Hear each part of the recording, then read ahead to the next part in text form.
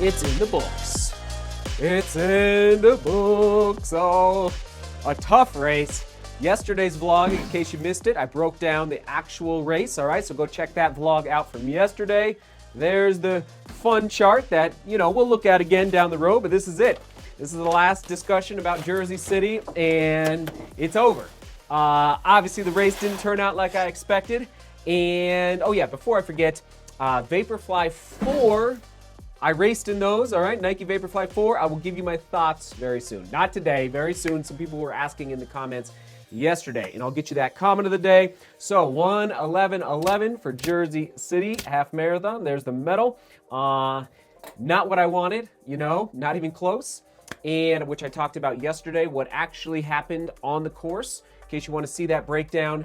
So for today, breaking down the entire training block, all right? Here's my training log. I've just been analyzing it and reflecting on it the last 2, 3, 4 days.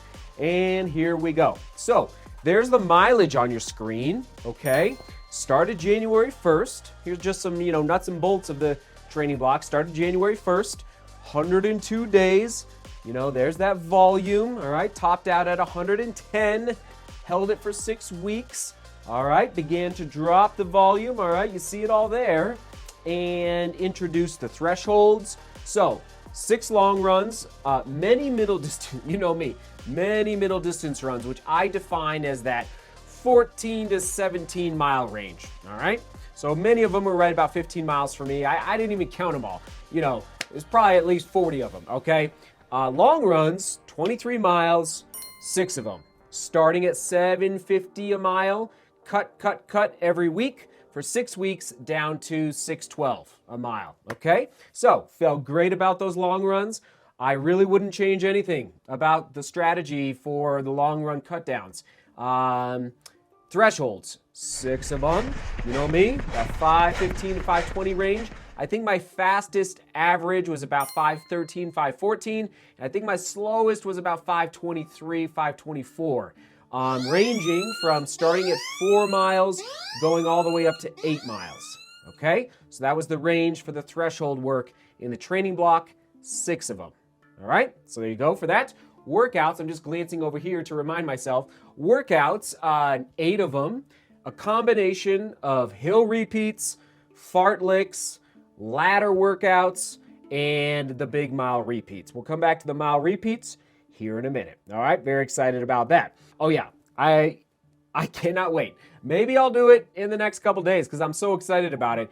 I am going to take all the numbers, all the data, all the pacing, all the elevation gain, everything I did in the last 102 days and put it side by side with what I did 4 years ago for Naples, all right? There's the medal for Naples. I should just pull that off. And just to show you guys, I'm so curious, because it's been 4 years since I ran my PR and running what I ran in Jersey City, okay? I'm fascinated to see the difference. So I will make that vlog. I just haven't had a chance to analyze everything yet. So that is coming very soon. Stay tuned for that. Now, you know me, I will always put enjoying the process over PRs and over winning races. I just will. That's why, for the rest of my life, I'll probably be wrestling with the conundrum of road racing and mountain racing. Road racing and mountain racing. And why do I even still do road racing? Because I'm more apt for mountain racing. I'm more, I'd say naturally gifted for mountain racing. But in the wintertime, there's snow up there. And so I like to stay competitive. I like to stay goal-oriented through the long, well, actually, it's not that long, but long, the winter months from, let's say, December, January, February, March, roughly here in Colorado, where I can't go do the mountain running. I need to focus on stuff that I can do here on the pavement, where it's, usually dry through the winter months. That is why I do the road racing. And that is why, I have learned over time to love the packing up and working as a group in these road races. It's so fun, and I got a little taste of it. Oh, it's so good. For like a mile and a half, you guys saw the footage yesterday. So that's why I still do this road racing thing. It's good for the winter, and I'll just say it's good. I think it's actually good for the mountain running to keep that turnover going and keep that speed up as much as possible. So just wanted to mention that. Now, the actual training block. I would add more speed earlier in the block, and again, I'm gonna go back and be like, what? Because I don't remember doing that for Naples, just so you know. I would add more speed earlier in the block. I probably would not have done the 10 by, we're gonna get to this in a minute, the 10 by 1 mile workout kind of basically so close to the race. I don't know if that wore me out a little too much, okay?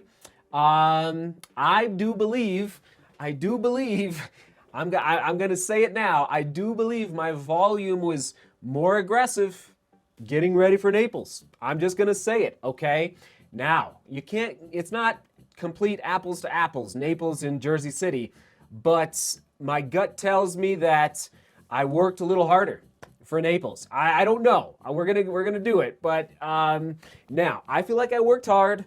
I feel like I did good with the long runs, good with the thresholds, but so here's the lesson. Here's the joy. Here's the hope. Here's the, whoa, okay, let's do this, Seth. I ran 10 by 1 mile with 2 minutes rest on a track, solo, and here's the splits. Now I did this, 2 or 3 weeks ago, and I can't even tell, maybe it wore me out. Maybe it was too much, too close.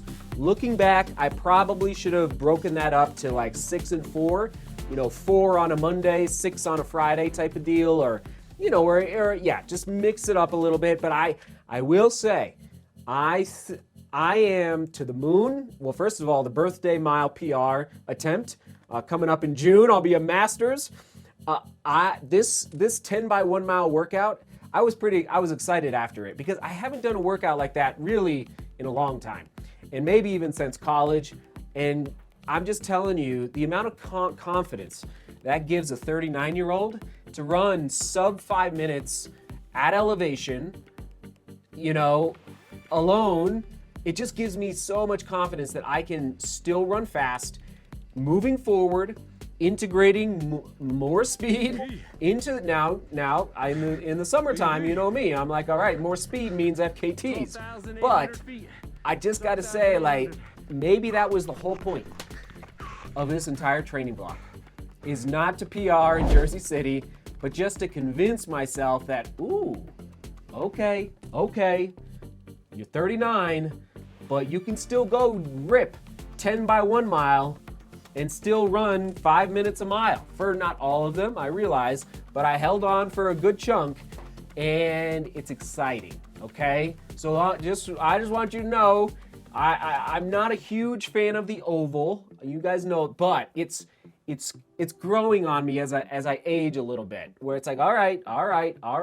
Half the battle is just finding an open track in Denver. I got to tell you, like, I've gotten kicked off of so many tracks in Denver. It's ridiculous. But so I would say that's my biggest lesson is I have a lot of confidence that, okay, all right, we'll go rip it a little more.